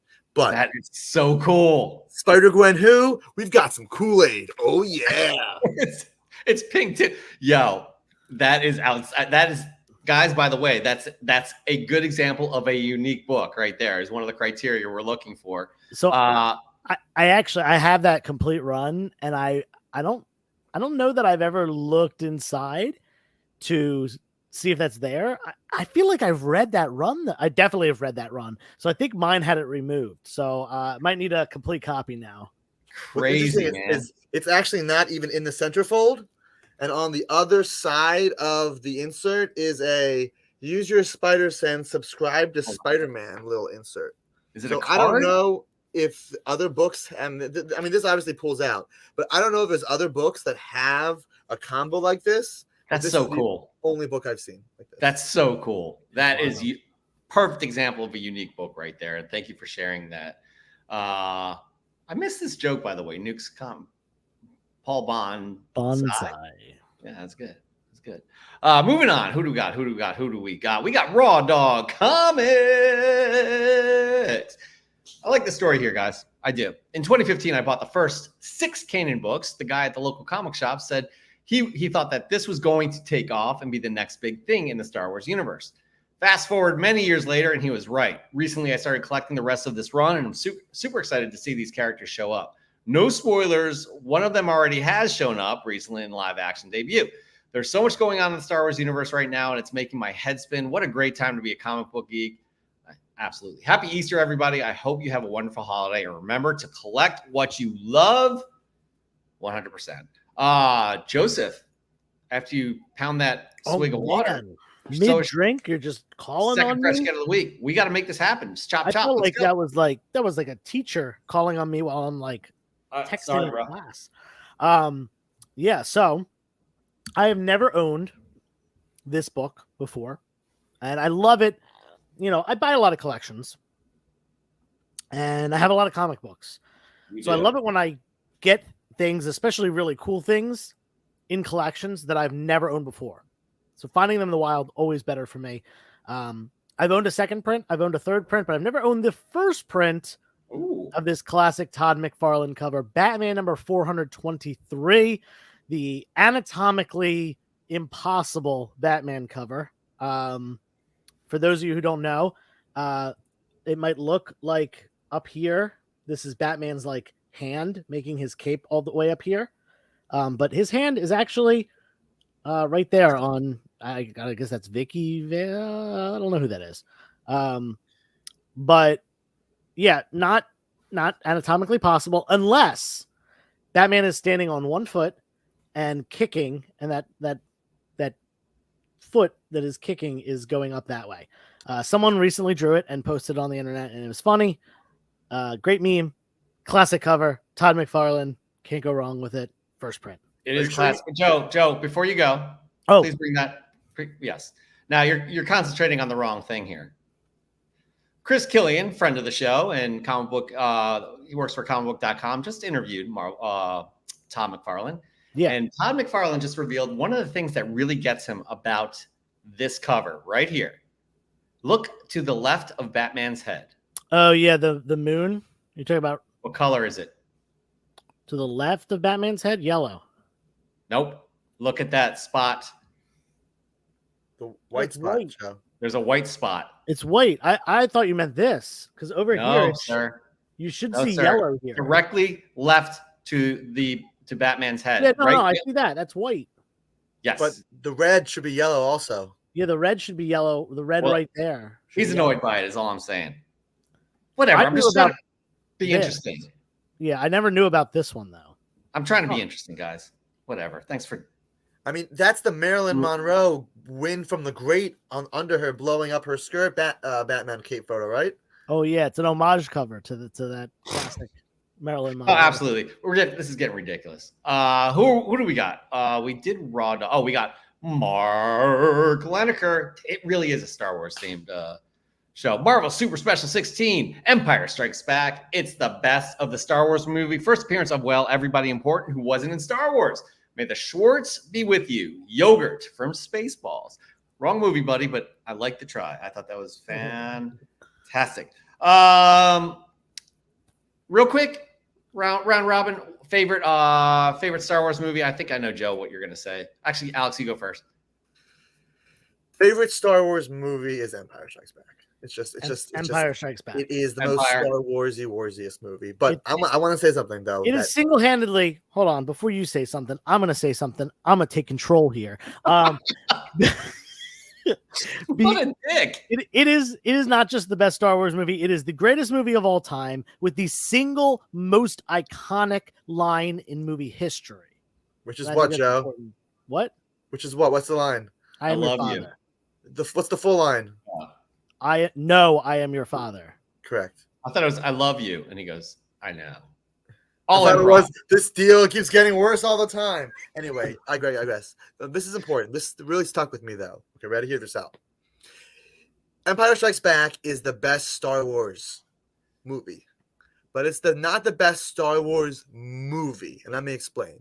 J.J. Abrams said something that I really took to heart once. He said, while Episode 5 is definitely like the best Star Wars experience you can have, it's not the best movie as a movie because it ends with a cliffhanger. A movie can't end with a cliffhanger; it has to end definitively. At least what? J.J. Abrams said that once. So it's more like an episode feel because it makes you want to come back for more. But the story itself doesn't end there because there's a major plot thread that's still open. So as a self-contained movie end, A New Hope is better. But Empire Strikes Back is without a doubt the best Star Wars experience we've done. If that makes sense. Yeah. Okay. That's fair. That's Followed definitely by Rogue One. Rogue One's excellent. I don't know if I'm going to put up that high, but Well, I you're digress. wrong. It's okay to be wrong. We have a show to do, guys. Moving on. I'm taking control right now because I'm going to show you my second fresh get of the week. Joe, I definitely know you'll appreciate this. Alex, I don't know where you are in the horror. I'm not big into horror, but I know Joe will. So I found this one right here for $1.99. It's Silver Age DC Classics. House of Secrets 92, the first appearance of Swamp Thing. I've never seen this reprint before, by the way. This is probably the oldest reprint because this is from the early 90s. Oh, yeah. And Joe, Jeff, what is it? I don't think you know, Jeff. It's a newsstand. Newsstand. Go ahead, Alex. What's that? I'm a major reprint collector. You are. So that is the very first time that book was actually reprinted in its own book, the Silver Age Classics. Those books in newsstand are not too common. Because like I said, that book was also reprinted in not Marvel Milestone, in DC Millennials, but that is the first that's the first reprint of House of 92. Yeah, and look, it's a little spine ticky, but it's still a nice. I mean, for $2, guys, right? I mean, those are so the Silver Age Classics. They didn't print a ton of them, and especially like they did the DC Millennials that's about 92, 93, 94. The Millennials in the late 90s, early 2000s, they printed a lot of those. So you will see both in dollar bins, but honestly, you really won't find a lot of Silver Age Classics in a lot of bins. Like, you just won't. Like, they're not common. So when you pick that stuff up, those not the most easily findable books. Did you just smell that book? Yeah, dude, you smell old comic. I know you both do that. I do Yeah, that too. I know everybody here does it as well that's watching, so get over it. Look at Alex. Mold. All right, moving on. We gotta do this here. Who do we have? Oh, we got Pope of Chili Town. Marker. Pope of Chili Town. I hope you're paying attention, Alex. You have a job to do here. Oh, I'm ready. This is unique, and it's well done. He hits a lot of criteria here. And I know we're going to go off on a rant tangent here, especially for you Northeast people. Northeast kids will get it. The weird stuff you find in collections that seemed appropriate for this chocolatey day. Carvel Comics, yes, that Carvel. First appearance of Fudgy the Whale, a longtime ice cream company in the New York State, tri-state area, known for its ice cream cakes and a mainstay of afternoon cartoon commercials. Excuse me, sorry. I had a burp. Drake's Cakes, Wolverine Giveaway comic. Drake's is a regional brand of snack cakes, similar to Hostess. So this tiny comic would have come packaged in a box of ring things or devil dogs or something. These books actually have hit a bit of a market and seem to sell around 10 plus each. These aren't just fresh from the comic shop, FFTCS. They're FBFTCS, fresh baked from the comic shop. Guys, again, first of all, well composed, unique, and a bit heartfelt for me because I remember Carvel commercials. Get your Fudgy the Whale ice cream cake only at Carvel. That was the commercial. And then the jingle was Carvel ice cream. I don't know if you guys don't remember that. I have no idea what you're talking about. Get your Father's Day ice cream cake bow tie. Sorry. Anyways. Michael know what I'm talking about, the Pope. I really appreciated that. Alex, your last fresh get of the week. What do you got? I never thought I would own these. It's a set. It's a run. It's a full run. Okay. I had the first issue. I had the first 4 issues. But in the late 99, early 2000s, when these came out, the show was on TV. And I read these so much. Like, none of my copies that had their cover, like, they were destroyed because I read the hell out of these.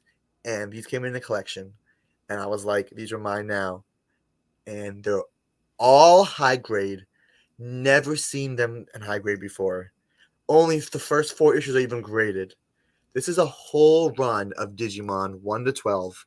Ooh. All 9, 6, 9, 8. I mean, I saw one little crease on the back of this book, but other than that, these are all I mean, I'm gonna send them all in. Like they're gonna be 9.8s. Like these were picked up off the shelf, put in a bag and board, not even a read. Like these books were not read. Issue 1 was read. But I'll press it. These books, I mean, like I didn't even know there was 12 issues of this series. I thought it ended at 6. So I am extremely happy to have these Digimon digital monsters. Like look at that classic cover of the original Wow. Digidestined. So Good pickup there, man. thank you. Very good. Well, And that's the wow. Okay. Good work on that. I have to go back to a few things here. By the way, Brandon Riley said his wife totally remembers the Carvel ice cream commercials, so I'm not crazy. Also, Mike, if you think I didn't go down a rabbit hole of old Carvel commercials today, you're crazy. I don't blame you, man. His voice was terrible. And I'm totally exaggerating, but he's, get your father a Thai ice cream kit. You know what I'm talking about, Mike. You know what I'm talking about. Anyways, moving on. Sorry. I could talk about Carvel, but Carvel ice cream cakes, guys. They got the little crunchy chocolate things in the middle. My mouth is. I don't even know what you're talking about, dude. You've never had a Carvel ice cream cake, Mike Pope? Tell him what's up. Wait, kick Joe off. He's never had this Carvel ice cream. Thank you. Moving. Well done, Alex. Baskin Robbins. No, Carvel is Carvel. Looks like I'm doing the show by myself, guys. Here we go. Raising Elm, another excellent submission, but he is not eligible, by the way. Not eligible. You guys are back, by the way, because he is in the finals for this month. Raising Elm, howdy, comic fam. Recently picked up a nice set of Mandalorian comics, issue 1 through 7 for Elijah's growing PC. Tons of first comic appearances in the set. As fun as this hobby and egg hunts with the kids can be, let's not forget the importance of Easter. Sunday reminds us that nothing can ever separate us from the love of God. Perfect love, undying love, could not be killed on a cross, could not be held in a grave. Be safe if you're planning on traveling this weekend, and enjoy your time with your loved ones. My wife, at Rand Irene 83, and I will be celebrating our 5th anniversary and our ever-growing and undying love this weekend too. She also helped with this submission. Happy Easter, comic fam. This is excellent. You guys, the attention to detail on those eggs with the characters of the Mandalorian, outstanding.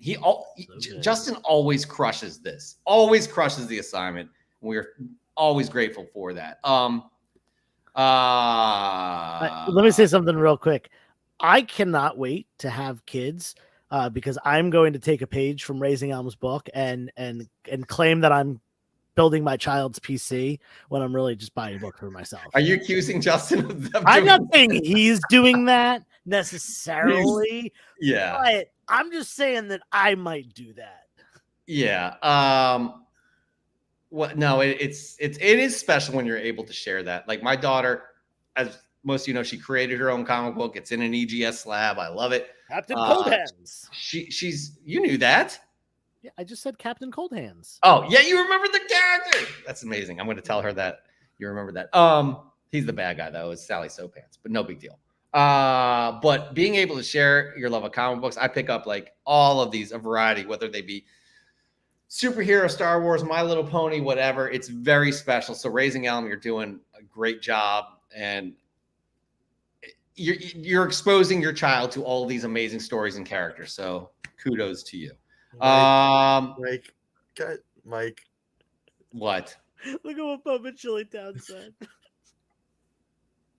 This is my son Alex. He's 6 months younger than me. He's my son. That's cute. Alex, you should not have pointed that out. Moving on. Joe, your final fresh get of the week. What do you got? All right. So this it's Alex showed off some books that he got kind of from me through a collection that he referred to me. These next books I kind of bought from Alex because Alex had been filling in part-time at our LCS recently. And he was the one who rung me up for these books when I bought them from the LCS. But this is The Crow. I guess you'd call this The Crow Volume 2. So this is the second release run of The Crow. There are 3 books, Volume 1, Volume 2, and Volume 3. And volume 1, which is called Pain and Fear. Pain and Fear is volume 1. This is nice thick book. It's a reprint of The Crow issue 1 and 2 from the original run. The second book here is called Irony and Despair. I don't know where I got the word virtue from because that's not in any of them. But Irony and Despair is a reprint of Crow 3 and 4. And that is the whole first Crow run. So you're probably thinking, oh, what is this? Well, this one is just called Death. And this was the first original Crow story after, the original release of Crow in the late 80s. So these came out early 90s before the movie.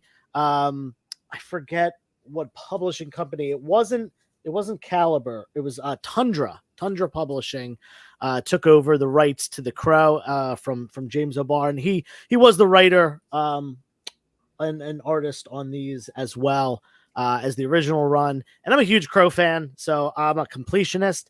Those might be the only 3 books that I did not have out of like every Crow book that James O'Barr has ever done. I might be missing something, but I'm pretty sure I have all of them now. That is crazy. Those are some great gets. They look in excellent condition too. They're very beautiful. Nice. Black covers and square bound, but they look absolutely amazing.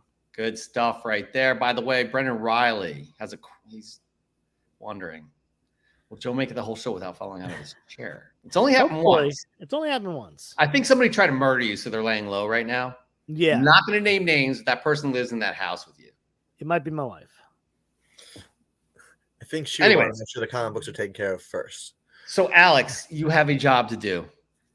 Start tallying those things up while I show my third fresh get of the week, and let's figure this out because we need to find a semifinalist. This is hard. There's a lot of good ones. There's a lot of good ones. There are a lot of good ones. Joe, you got a job to do. All right, guys, here's my last fresh get of the week. This one I like, man. Who doesn't love Teenage Mutant Ninja Turtles? If you don't, Shredder. Ninja Turtles, get Shredder out. doesn't. Well, come on. I mean, let's be honest. Anyways, I found this in the back bins here in the state I'm in right now.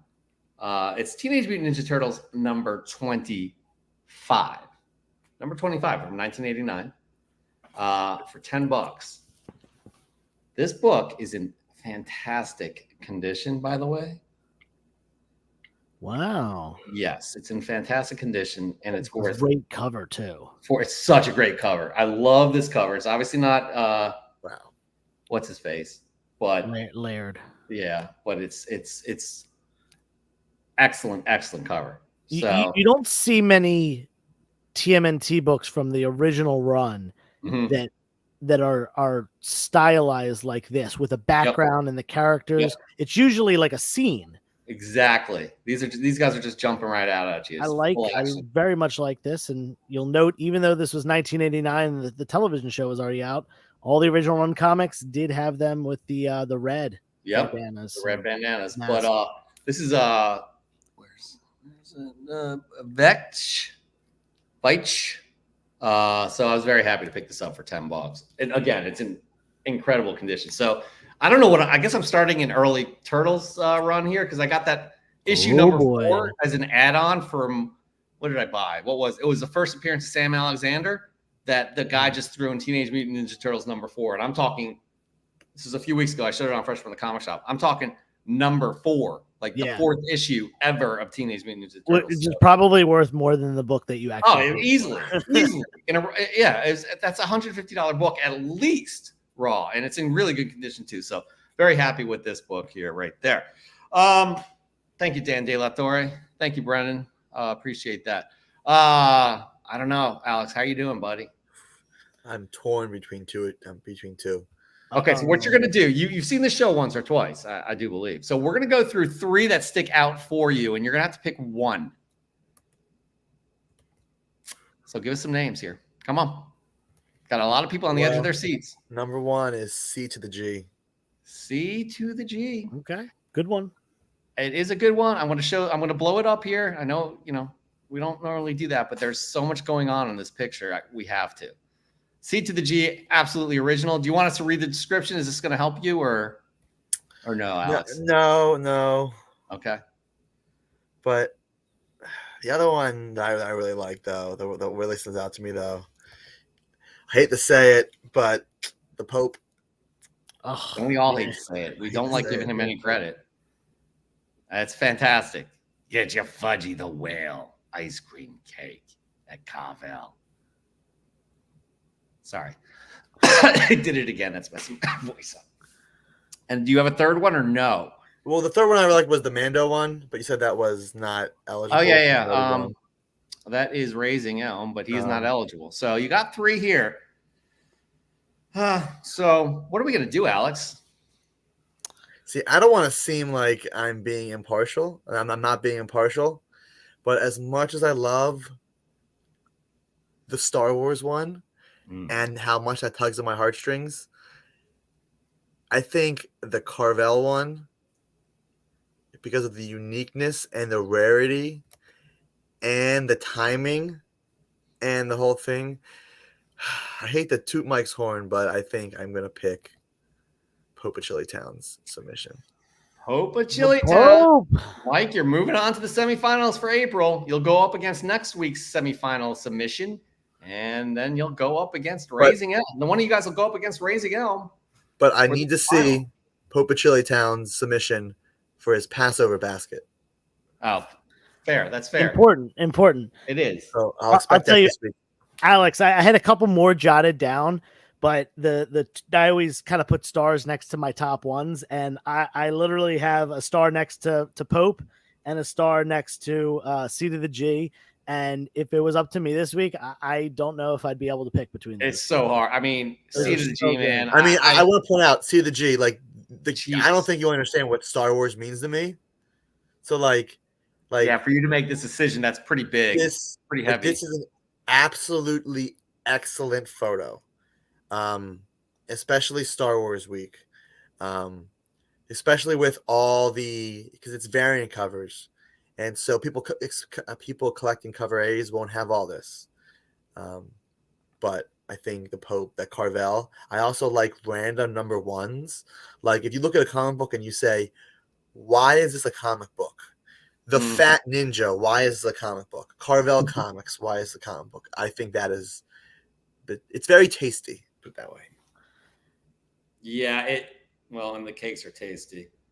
Absolutely. Woo! Yeah, so very anticlimactic. Sorry. That was really like the fact that we had 2 heavy hitters like that. Those 2 submissions.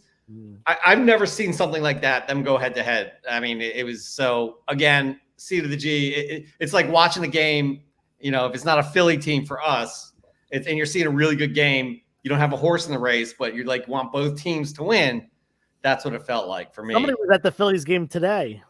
He was, and they lost, didn't they? This is not a good start. I moved seats at the bottom of the 8th inning and was like, my friend was like, "Why are people leaving?" Well, we're up if we get 4 more outs. They get 3 more outs and then they get 1 out. Like the game's over. Next inning, boom, they drop. I don't want to talk about it. Anyway. Yeah, I don't want to. It's not a good start for the Phils. But anyways, we got the Sixers coming up in the playoffs. But more importantly, we're talking about comic book canon. This was an excellent show. Thank you so much for giving us your Star Wars knowledge, giving us your time. We really appreciate you being here, Alex. Anything you want to kind of pump up, some people follow or what have you? Obviously, you're at CollectingDude on the Instagram. Yeah, Alex, let them know. I don't want to give too much away because you're kind of just starting, but let them know about your new job. This is the first public announcement of this, and I'm very excited to say this, but. You are looking at Mr. Dynamic Forces now. I'll be working for Dynamic Forces / Dynamite Comics. But what's really important to me is I'll be working for The Experience, which is a YouTube channel that Joe sells on, Minhunter sells on. It's basically a platform for your comic book hub. There's selling channels, but there's also information channels, just talking. There's an art show. There's art shows. It's the hub for everything pop culture. If you guys aren't following The Experience, _EXP, please do that because that's my new thing that I'll be helping out with. And I'm very excited to help bring it to the next level. And I would appreciate the support because we all love this community, and anything we can do to grow it, I think it will benefit everybody. Absolutely, Alex. We need to put that in the description right there. We sure will make sure to do that. Thank you so much for joining us. Chris, I don't know. Yes, he's still eating dinner right now, but thanks for joining us. If you all missed it, watch the replay. If you haven't liked or subbed us up, please do so. We love you. We love this community. It's been amazing. Pope of Chilitown has predicted that this was the second best episode ever of Comic Book Canon. I'm wondering what the first one is. I really couldn't tell you. I have no idea.